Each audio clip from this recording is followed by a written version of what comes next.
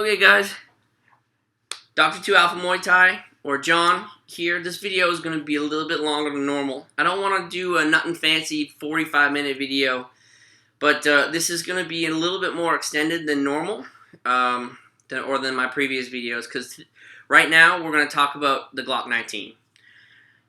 We're going to go over a whole bunch of things. We're going to go over my Glock 19, a basic 19. We're going to look at a 17 here just for a second for size comparison. But we're really going to go over why the Glock 19 is so popular and why I think it should probably be everybody's first go-to pistol when they're learning, or their first go-to firearm for home defense or for carrying. All the benefits and even some of the drawbacks of the Glock 19. So first off, why is it so popular? Well, it's the right size, and it's chambered in 9mm. So let's look here at this Glock 19, which is a 32, but if you looked at my other videos, like I said, it's empty. Okay, no magazine in there. Let's see. There you go. And no round in the chamber. This is the right size, okay? It fits.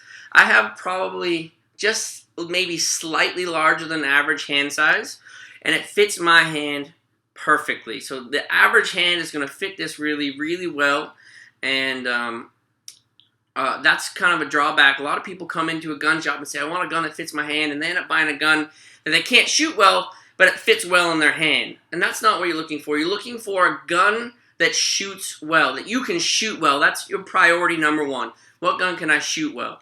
So when you're gun shopping, my advice is always, do your research here on the internet and YouTube and all that stuff, but then take your ass to a gun shop that rents guns and rent a whole bunch of guns and figure out which one you can shoot best. And at the same time, you should probably get some instruction from one of the people there, or if you know me personally, just call me up or send me a text message or right here on YouTube and ask if we can go to the range sometime, and I'll let you shoot. I have a bunch of Glocks. I have some Smith & Wessons and stuff like that we can go and we can shoot. You can find out which one fits your hand best, but mainly which one you can shoot best, okay? And for me, that's the Glock 19. So let's go ahead and look at the basics here. It's chambered in 9mm, which looks like this. Here, we've got a 9mm round. And it has a basic 15-round magazine. That's what comes with the gun. You'll get 3 of them if you buy a Gen 4 Glock. But here's a key point. Glocks are all kind of interchangeable. So you can run the flush fit 19 mag, okay? You can run the Glock 17 mag. It all fits, and they'll be 100% reliable. You can get 17 with magazine extensions. This is a +5 extension, so you can end up carrying something 22 rounds in here if you need to. You can even buy the Glock 18 mags, which are 33 rounds. +1 in the chamber. So you're carrying, this gun has the potential to carry a lot of ammunition, and it's easy, and the magazines are cheap, and they're readily available. That's something that you want to talk about too, and we're going to get into, is how easy it is to get accessory parts, third-party parts, Glock parts, how easy it is, how cheap they are, how easy it is to increase your inventory of Glock stuff, which is what you need. When you start buying guns, you're going to start shooting guns more, you're going to want more and more stuff, and the ease of getting that stuff makes a big difference in your ability to shoot and how often you go shoot. Again, that brings us back to why 9mm is the one you want. 9mm rounds are real cheap. You can buy a box of 50 for under 10 bucks now at Walmart, and you can go shoot, and that's great. And once you get out of this caliber, you're looking at 40 Smith & Wesson, which is 15, 16 bucks a box. 45 ACP is ridiculous. It's 29 bucks a box. 357 SIG is 30 bucks a box. So when you think about training, and when you get a gun, you need to train to be good with it. And 9mm, in terms of training, is the right way to go. Now, what about stopping power? That's all bullshit. All bullshit. Don't let people talk you into stopping power. You need all this stuff. That might have been true back in the 40s when you weren't allowed to have hollow points and you were just shooting ball rounds and you wanted to make a bigger hole. Sure, okay, fine. A 45 ACP round might do some more damage if you're shooting a ball round. But in the terms of these guns, these carry guns, you want hollow points. Hollow points are what make the difference in your carry gun. And now, being honest with you, you can go look up the FBI test, the gel test. You can look up more on YouTube. The difference between modern hollow point ammunition between the calibers is so small it makes 0 difference. So what you're looking for is increased capacity with the lowest recoil. And 9mm is what you want. 9mm is definitely going to be the thing you shoot the easiest. It holds the most rounds for the same size of the gun, and it has the least amount of recoil. Even in the hot rounds, like this is a 147 grain HST plus P round. It's a hot round, but it is extremely effective. Extremely effective. That's why a lot of people, the government, the FBI is switching from 40 back to 9 because the modern ammunition is good enough. It'll do the job just as good as any of the other more high-powered cartridges like 45, 357 SIG, 40 Smith & Wesson. It's all 10mm might have a beat down a little bit, but the recoil is ridiculous with a 10mm. I posted a video the other day of me shooting a 10mm around through a Glock 20, and it's just, the recoil is just, it's ridiculous, and the gun is huge, and so you're looking for a trade-off, and the trade-off ends, I can almost guarantee you, is going to end you up looking at 9mm handguns. Again, Glock 19 is chambered in 9mm. You get high capacity, you have modern ammunition, you have different capacity magazines that are easily and readily available, and they're between 20 and 30 bucks depending on where you go, and you can find them for even 10 bucks on the internet if you find a deal. So that's a great thing. Also, the Gen 4 guns come with these back straps. So if you have larger hands, you can put, let's see if I can break some out here real quick. I forgot to take these out. There you go.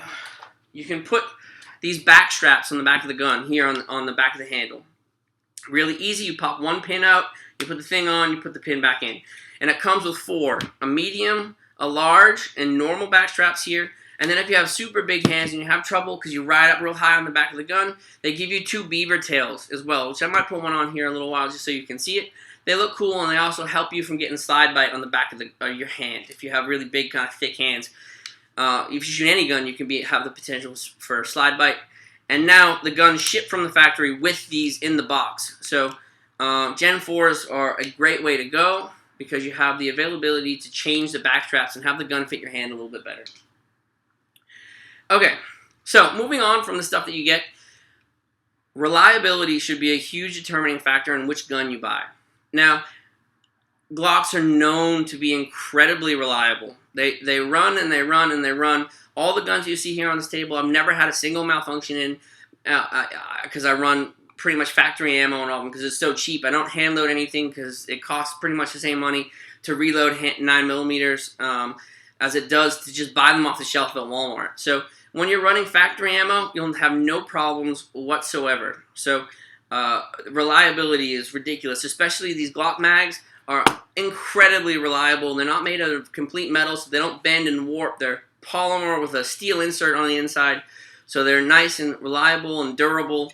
You can watch videos of them getting run over by cars and stuff, and they don't really even do anything. The base plate might bow a little bit, but you put it in the gun and it goes. So reliability is huge when it comes to a carry firearm. You want to be able to pull it out and have it go bang every single time.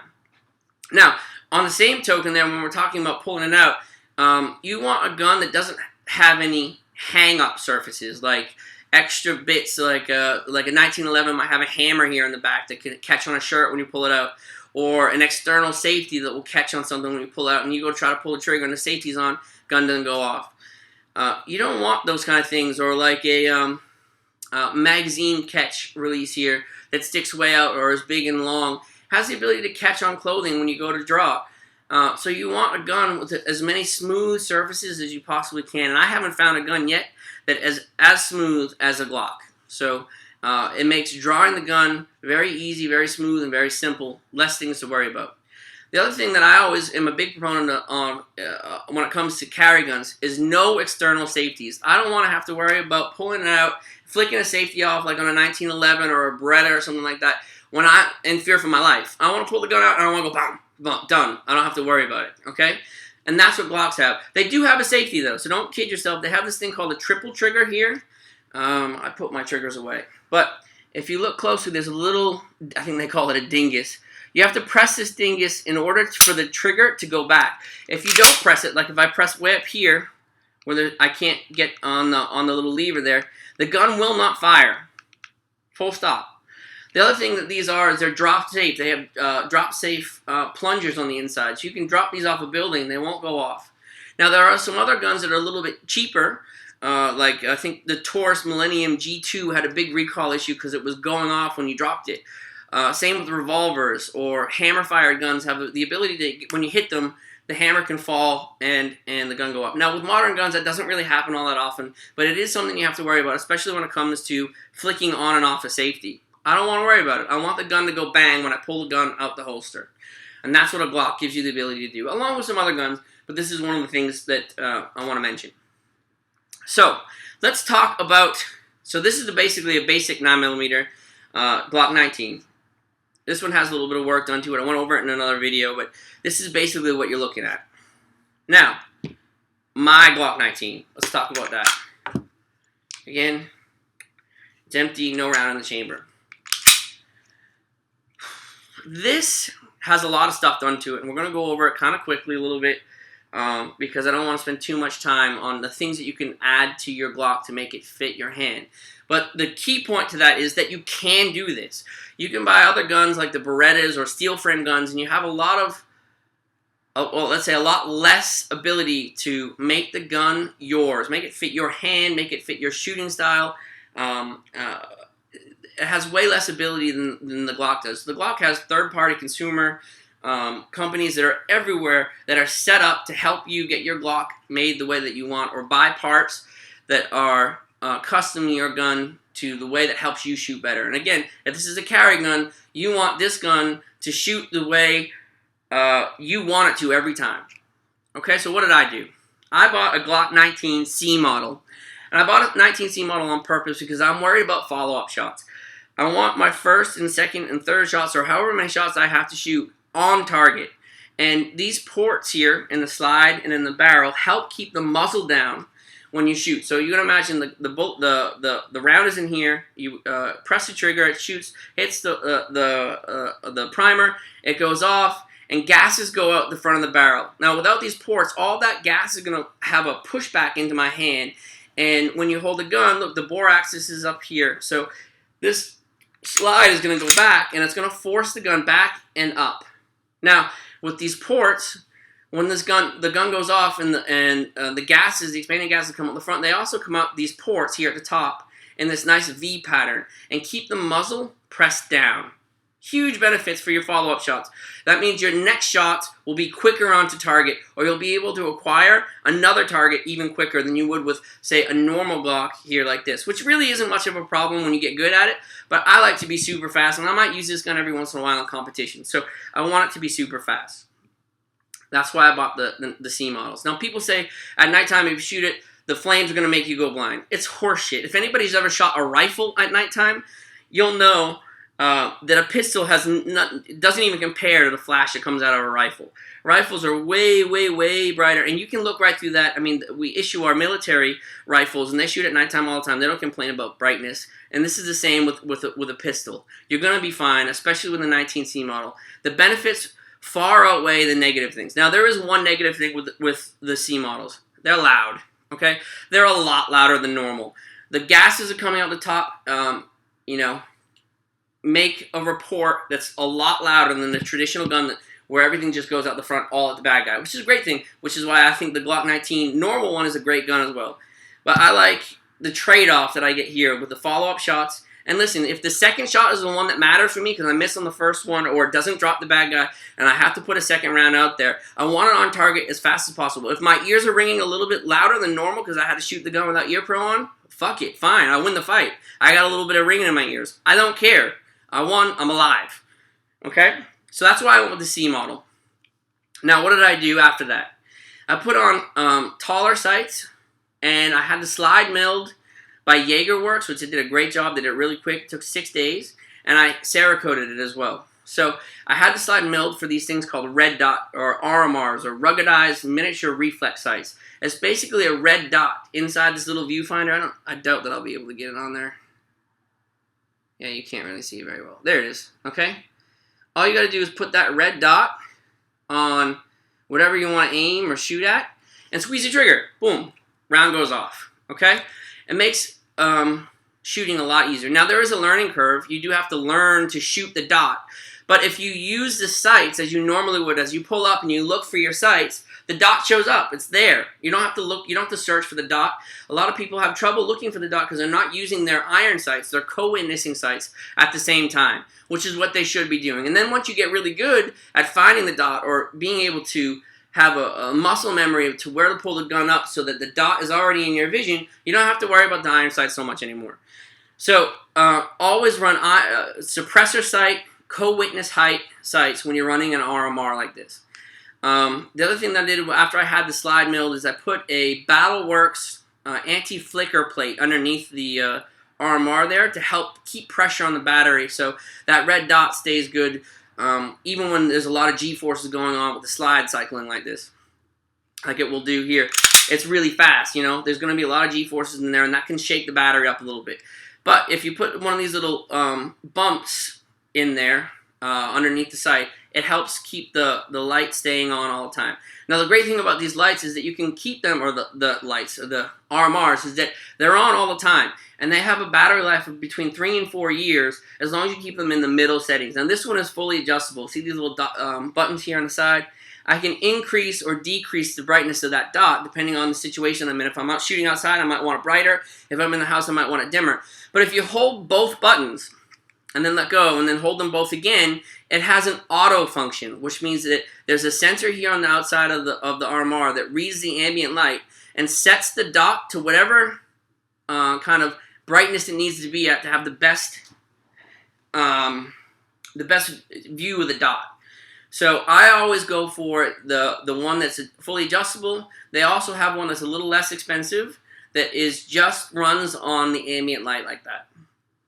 Okay, so that's the sights.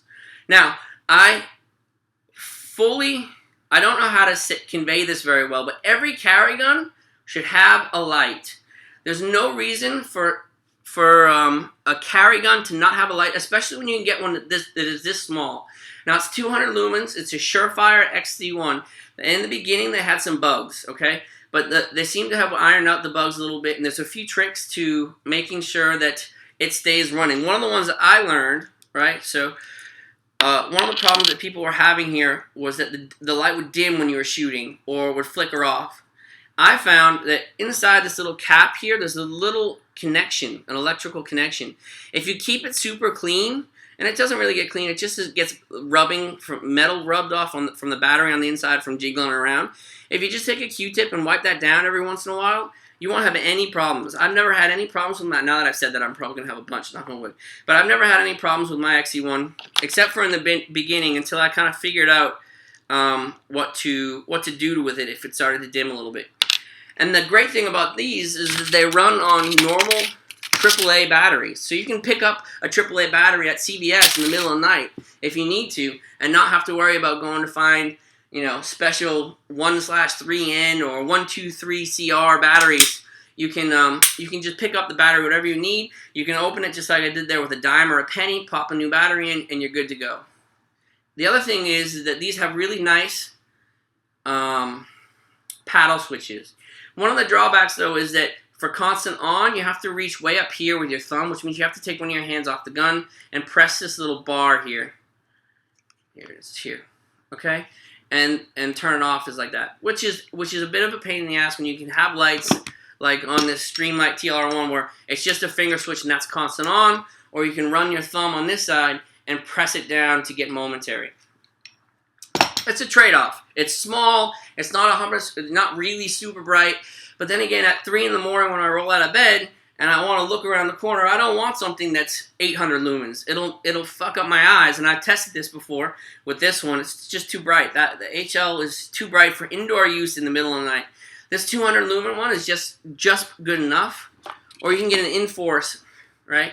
That has nice paddle switches here. I like this. I know people bash it, but I like this light a lot. So that's the light. The trigger, I had some work done on this trigger. And we went over it in my last Glock 19 video, which is this one.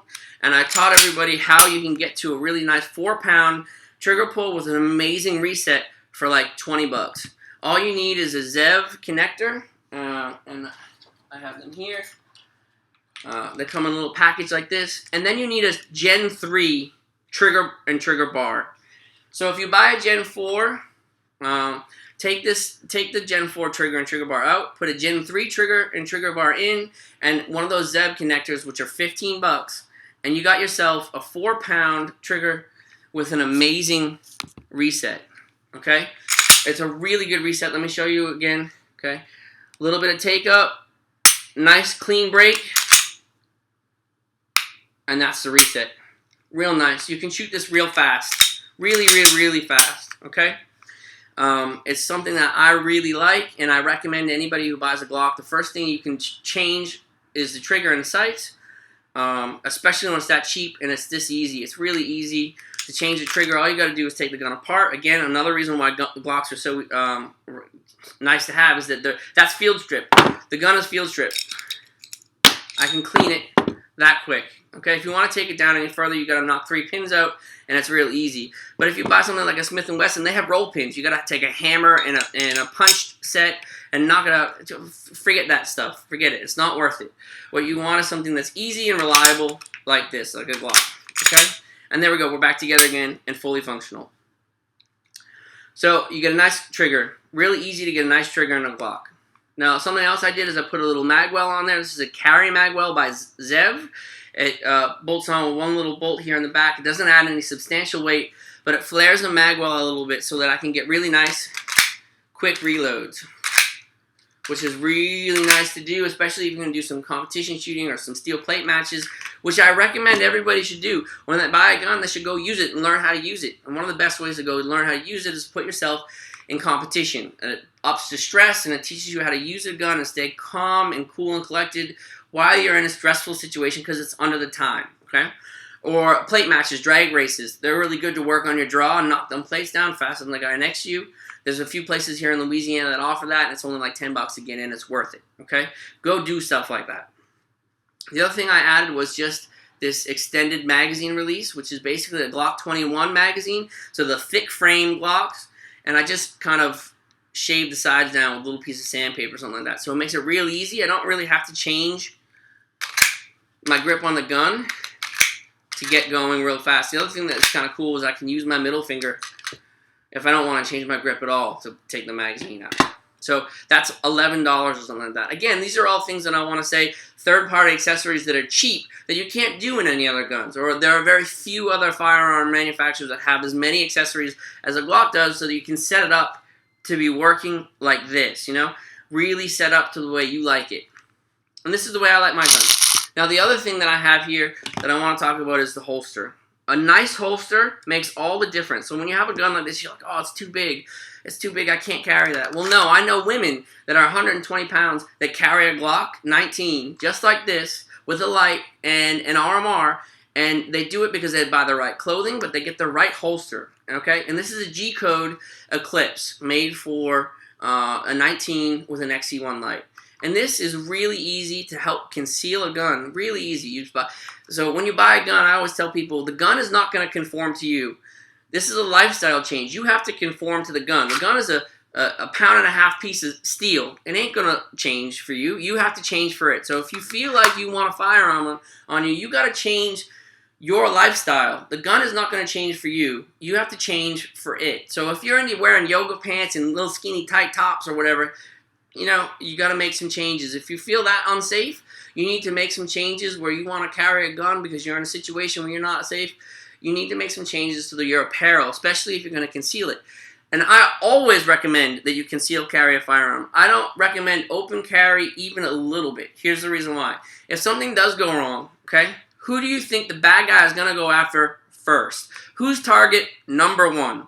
The guy that has the gun on his hip, you know, the one that is visibly a threat. That's the guy I'm going to go after first, if you were a bad guy, right?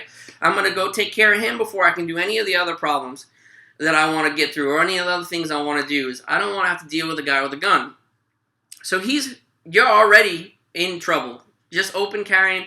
And you know, the strange looks that you're going to get, the weirdness that it causes, just don't do it. It's not worth it. Go get a CHP, take a class. It also teaches you how to maintain and shoot a handgun. It's all good stuff for you to do. Training is important when it comes to handguns. Don't just buy a gun, stick it on your hip, and think, okay, I'm good to go. You're not. You're probably putting yourself at a huge disadvantage just by having it. You almost might be safer without a gun than you would be open carrying. Now this concealed carry is the best option. There are a whole bunch of other options out there. You got to find a holster that fits you. Eventually, when you do buy a gun, if you haven't bought a gun yet, you're going to go through a bunch of holsters. I mean, I have holsters sitting around everywhere. I mean, here's another one here. Here's one here. I had to go through a couple to find one that fit me. And luckily, I found one. I had some good mentors over in my previous jobs when I worked at a gun range, and they pointed me in the right direction, which I'm trying to do for you. And Haley Strategic makes G-code holsters. This is an Eclipse. I highly recommend these ones here. They're in stock. They get them shipped to you in 2 or 3 days, and they're like $80. Worth every freaking penny. Get a right holster, okay? So, altogether, Glock 19 is where you should go. It's the right size. It has the right capacity. It has 9mm ammunition. Very light recoil. It's easy to upgrade. There's people on every corner who can help you upgrade this pistol, help you teach you to shoot this pistol. There's holster makers everywhere. It has easy trigger upgrades. It's just all around, in my opinion, the best place to start when it comes to a first firearm or even a 10th firearm. This is my daily carry. I got a bunch of guns. This is the one that I choose, okay? Glock 19s are easily the choice to make when you're picking your first handgun.